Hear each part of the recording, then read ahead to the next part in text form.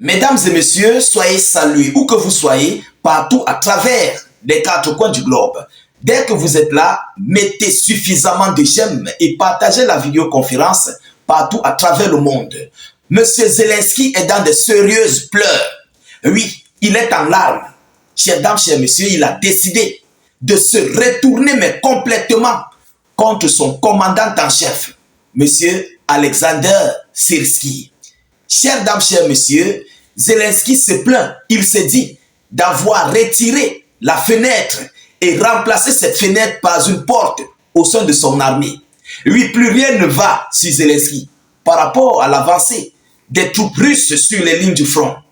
On se souvient, Zelensky avait dit que M. Valery Zaluzhny, qui était l'ancien commandant en chef des forces armées ukrainiennes, ne foutait absolument rien. Il n'a rien apporté à l'Ukraine. Il a porté seulement des échecs. Mais aujourd'hui, ce même Zelensky se plaint de M. Alexander Syrski. Les déclarations ont été relayées par le cabinet de la présidence ukrainienne. Permettez-moi de vous donner l'annonce qui a été faite par la présidence de la République, il faut le dire ainsi, par la présidence de la République ukrainienne par rapport à l'avancée du front. Et puis nous allons décortiquer ça parce que c'est une grosse défaite. En fait, ces cris ici présentent l'échec qu'il est en train de recevoir au niveau des lignes du front. L'échec cuisant qu'il est en train de prendre face aux soldats russes, à l'armada de combat russe. Vous comprenez? Alors, qu'est-ce qu'ils disent, chers dames, chers messieurs, et à la partager au maximum? Qu'est-ce qu'il dit? Zelensky n'est pas satisfait de M.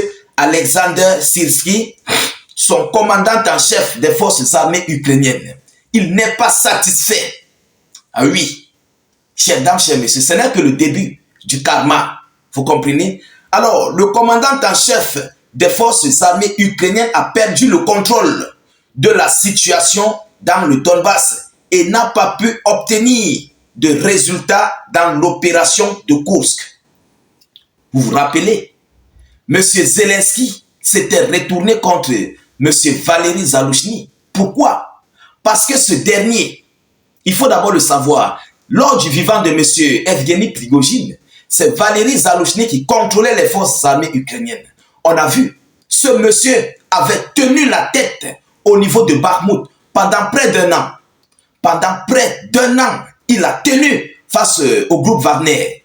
Tout le monde a vu ce que ça avait créé. Il y avait des difficultés. Et en ce moment-là, on parlait des Ukrainiens sur le front. On ne parlait même pas assez des Otaniens, des mercenaires et autres. On parlait des soldats ukrainiens. Malgré leur formation très basse, malgré qu'ils n'étaient pas tellement aguerris et équipés, mais ils avaient tenu le front. Tout le monde se rappelle. Tout le monde en sait quelque chose sur l'histoire de Bakhmut avec M. Prigojine. Vous comprenez? C'est l'ancien commandant en chef qui est présentement ambassadeur du côté du Royaume-Uni qui avait tenu les lignes du front.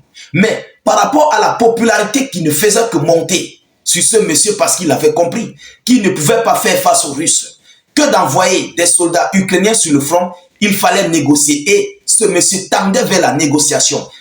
Concernant cela, sa cote de popularité ne faisait que se lever. C'est où M. Zelensky a préféré de retirer Valery Zaluzhny et de l'envoyer comme ambassadeur du côté de l'Angleterre. Vous comprenez? Et il a remplacé cette fenêtre par une porte qui est M. Alexander Syrski. Mais permettez-moi encore d'aller en profondeur, là vous allez comprendre. Qu'est-ce qu'ils disent? La tactique de Syrski avec les villes fortifiées a cessé de fonctionner. Si l'armée russe a pris Bakhmut pendant près d'un an lors de M. Valery Zaluzhny, il ne lui faut plus qu'un mois. Maintenant, rapporte la chaîne ukrainienne résident citant une source proche du PO. Vous comprenez? Donc, au temps de Valery Zaluzhny, la défense ukrainienne était meilleure. Elle était bonne. Mais aujourd'hui, qu'il y a le soutien de l'OTAN, de l'Union européenne, des alliés de Volodymyr Zelensky partout à travers le monde, M. Alexander Syrski est incapable de tenir les lignes du front, de protéger les villes. C'est vrai, il a percé cette ville russe emblématique, la ville de Koursk. Vous comprenez? Mais aujourd'hui, à l'heure où nous vous parlons, les Russes ont complètement libéré la moitié de la totalité de cette ville de Koursk. Oui, ils ont libéré la moitié de la ville. Mesdames et messieurs, Volodymyr Zelensky est dépassé. Vous savez, il y a un langage qui dit, lorsque vous ne connaissez pas jouer au football, vous accusez la chaussure. Il faut d'abord l'admettre. Les troupes russes sont aguerries, ils sont formés. Et ce sont des gens qui s'adaptent à toutes les positions de combat, à toutes les tactiques de l'ennemi. Lorsqu'ils voient la tactique de l'ennemi, ils étudient cette tactique et ils amplifient avec la leur. Vous comprenez? C'est ça en fait que M. Alexander Syrskyi est en train de coper sur le front. Et oui, vous comprenez? Il ne peut pas s'en sortir parce que lorsque les Russes sont en train de créer des systèmes, du matériel de combat, du matériel militaire, ils créent ce matériel en fonction de ce que l'ennemi possède de l'autre côté. Ils créent le matériel capable de vaincre le matériel ennemi. C'est ça en fait la réalité. C'est vrai, M. Valéry Zaloujny avait sa part, de tactique. C'est quelqu'un qui connaissait, qui maîtrisait en fait son armée. Et l'armée l'obéissait. Il comprenait. Vous comprenez? Mais aujourd'hui, à nos jours, M. Syrskyi ne parvient pas à faire face aux Russes. C'est de ça qu'il s'agit. C'est maintenant que la réalité commence à sortir. C'est maintenant que les vérités commencent à surgir. Venant tout droit du camp ukrainien. Ce n'est pas la Russie qui le dit. Ce sont eux-mêmes, les Ukrainiens, qui ont relayé cette information.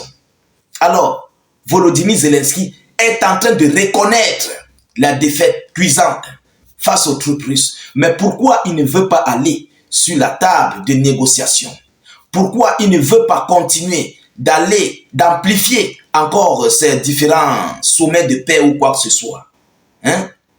Et préfère sacrifier des Ukrainiens. Et on nous fait même comprendre que dorénavant, on va envoyer même des femmes ukrainiennes, on va enrôler des femmes pour aller au front. Mais pendant ce temps, tu connais que tu es en train de subir des pertes. Tu es en train de subir des échecs sur les lignes de front. Mais tu veux enrôler les femmes. Les qui vont rester donc en Ukraine? Hein? Qui va rester en Ukraine? Qui va vous faire des enfants? Je pense qu'il n'y aura plus personne en ce moment-là. Il n'y aura personne. Que de s'en prendre à ton chef de commandement. Mais il faut aller sur la table de négociation. C'est la meilleure des choses.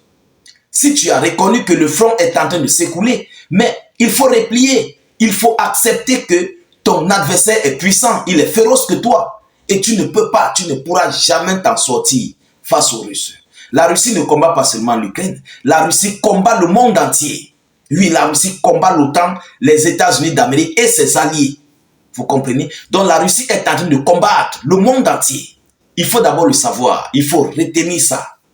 Monsieur Zelensky, face à cette situation, il ne sait plus que faire. Il est en train de se retrouver dans un mauvais pétrin au mauvais moment. Vous comprenez? Même M. Syrskyi s'est retrouvé au mauvais moment sur ce commandement ukrainien.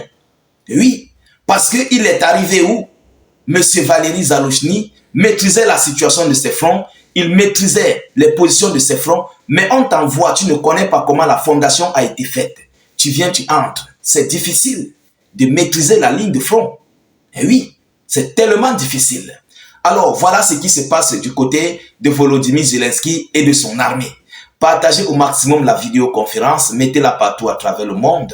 N'hésitez pas de cliquer sur le lien de notre chaîne YouTube dans la zone de commentaires. Sécurisez la vidéo avec beaucoup de j'aime et un maximum de cœur. Je vous en prie, mettez suffisamment de j'aime et beaucoup de cœur.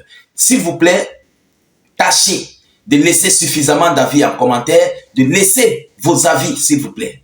Écrivez en commentaire. Si vous n'avez rien à écrire, mettez salut état d'urgence en commentaire ou encore faites des cœurs en commentaire. C'est très important de vous lire. Nous serons tellement heureux de voir vos parts d'analyse. Vous comprenez? Alors, c'est ce que j'avais à vous relayer dans cette vidéoconférence. Je vous reviens tout à l'heure pour une prochaine série d'actualités. Soyez encore salués une fois de plus. Ciao, ciao.